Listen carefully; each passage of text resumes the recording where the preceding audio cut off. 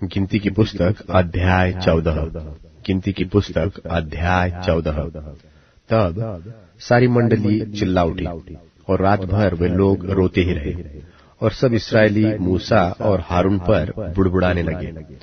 और सारी मंडली उनसे कहने लगी कि भला होता कि हम मिस्र ही में मर जाते, व इस जंगल ही में मर जाते, और यहोवा हमको उस देश में ले जाकर क्यों तलवार से मरवाना चाहता है।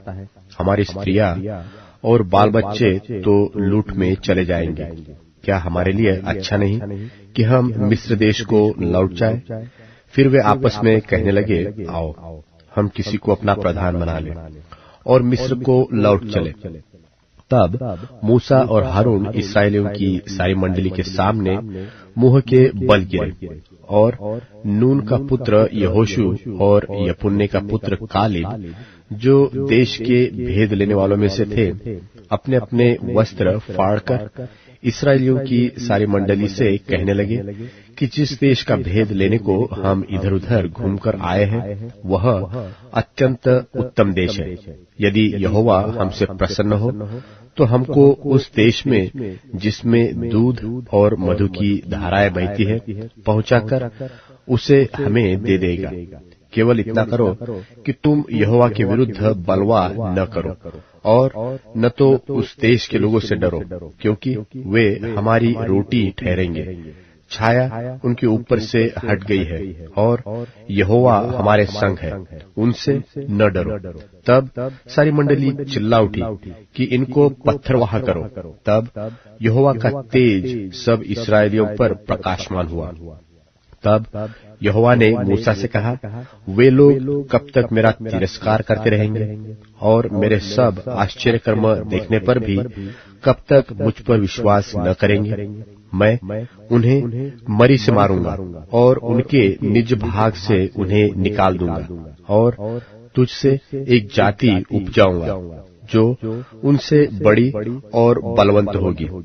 मूसा ने यहोवा से कहा, तब तो मिस्री जिनके मध्य में से तू अपनी सामर्थ्य दिखाकर उन लोगों को निकाल ले आया है, यह सुनेंगे, और इस देश के निवासियों से कहेंगे, उन्होंने तो यह सुना है कि तू जो यहोवा है इन लोगों के मध्य में रहता है और प्रत्यक्ष दिखाई देता है, और तेरा बादल उनके ऊपर ठहरा रहता है, और तू दिन को बादल के खंभे में और रात को अग्नि के खंभे में होकर इनके आगे आगे चला करता है।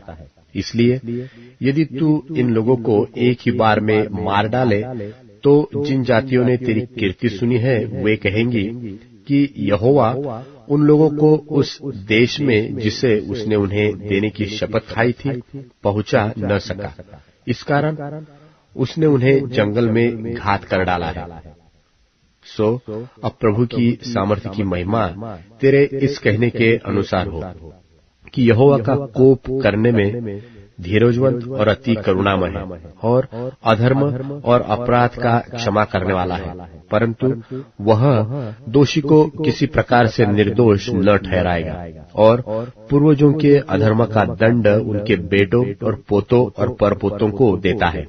अब इन लोगों के अधर्म को अपनी बड़ी करुणा के अनुसार, और जैसे तू मिस्र से लेकर यहाँ तक क्षमा करता रहा है, वैसे ही अब भी क्षमा कर दे। यहोवा ने कहा, तेरी विनती के अनुसार मैं क्षमा करता हूँ, परंतु मेरे जीवन की शपथ, सचमुच सारी पृथ्वी यहोवा की महिमा से परिपूर्ण हो जाएगी।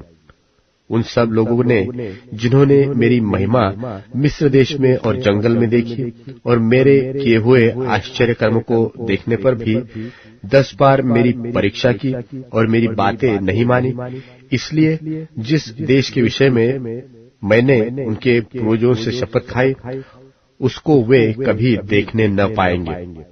अर्थात जितनों ने मेरा अपमान किया है, उनमें से कोई भी उसे देखने न पाएगा, परंतु इस कारण से कि मेरे दास कालेब के साथ और ही आत्मा है, और उसने पूरी रीति से मेरा अनुकरण किया है, मैं उसको उस देश में जिसमें वह हो आया है पहुंचाऊंगा और उसका वंश उस देश का अधिकारी होगा। अमालेकी और कनानी लोग तराई में रहते हैं। सो कल तुम घूमकर प्रस्थान करो और लाल समुद्र के मार्ग से जंगल में जाओ। फिर यहोवा ने मूसा और हारून से कहा, यह बुरी मंडली मुझ पर बुड़बुड़ा रही है, उसको मैं कब तक सहता रहूं? इस्राएली जो मुझ पर बुड़बुड़ाते रहते हैं, उनका यह बुड़बुड़ाना मैंने तो सुना है। सो उनसे कह कि यहोवा की यह वाणी है कि मेरे जीवन की शपथ, जो बातें तुमने मेरे सुनते कही है, निस्संदेह मैं उसी के अनुसार तुम्हारे साथ व्यवहार करूंगा। तुम्हारी लोथें इसी जंगल में पड़ी रहेंगी और तुम सब में से 20 वर्ष की व उससे अधिक अवस्था के जितने गिने गए थे और मुझ पर बुड़बुड़ाते थे, उनमें से यपुन्ने के पुत्र कालिब और नून के पुत्र यहोशू को छोड़ कोई भी उस देश में न जाने पाएगा, जिसके विषय मैंने शपथ खाई है कि तुमको उसमें बसाऊंगा। परंतु तुम्हारे बाल बच्चे जिनके विषय तुमने कहा है कि ये लूट में चले जाएंगे, उनको मैं उस देश में पहुंचा दूंगा और वे उस देश को जान लेंगे जिसको तुमने तुच्छ जाना है। परंतु तुम लोगों की लोथें इसी जंगल में पड़ी रहेंगी और जब तक तुम्हारी लोथें जंगल में न गल जाए तब तक, अर्थात 40 वर्ष तक तुम्हारे बाल बच्चे जंगल में तुम्हारे व्यभिचार का फल भोगते हुए चरवाही करते रहेंगे। जितने दिन तुम उस देश का भेद लेते रहे, अर्थात 40 दिन, उनकी गिनती के अनुसार 3 पीछे 1 वर्ष, अर्थात 40 वर्ष तक तुम अपने अधर्म का दंड उठाए रहोगे। तब तुम जान लोगे कि मेरा विरोध क्या है। मैं यहोवा यह कह चुका हूँ कि इस बुरी मंडली के लोग जो मेरे विरुद्ध इकट्ठे हुए हैं, इसी जंगल में मर मिटेंगे और निस्संदेह ऐसा ही करूंगा।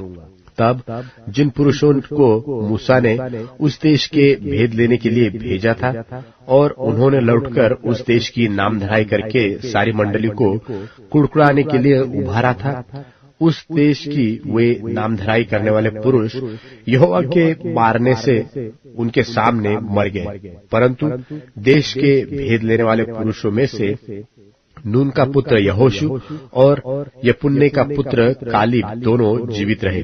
तब मूसा ने ये बातें सब इस्राएलियों को कह सुनाई और वे बहुत विलाप करने लगे और वे बिहान को सवेरे उठकर यह कहते हुए पहाड़ की चोटी पर चढ़ने लगे कि हमने पाप किया है, परंतु अब तैयार है और उस स्थान को जाएंगे जिसके विषय यहोवा ने वचन दिया था। तब मूसा ने कहा, तुम यहोवा की आज्ञा का उल्लंघन क्यों करते हो? यह सुफल न होगा। यहोवा तुम्हारे मध्य में नहीं है, मत चढ़ो, नहीं तो शत्रुओं से हार जाओगे। वहाँ तुम्हारे आगे अमालेकी और कनानी लोग हैं, सो तुम तलवार से मारे जाओगे। तुम यहोवा को छोड़कर फिर गए हो, इसलिए वह तुम्हारे संग नहीं रहेगा। परंतु वे ढिठाई करके पहाड़ की चोटी पर चढ़ गए, परंतु यहोवा की वाचा का संदूक और मूसा छावनी से न हटे।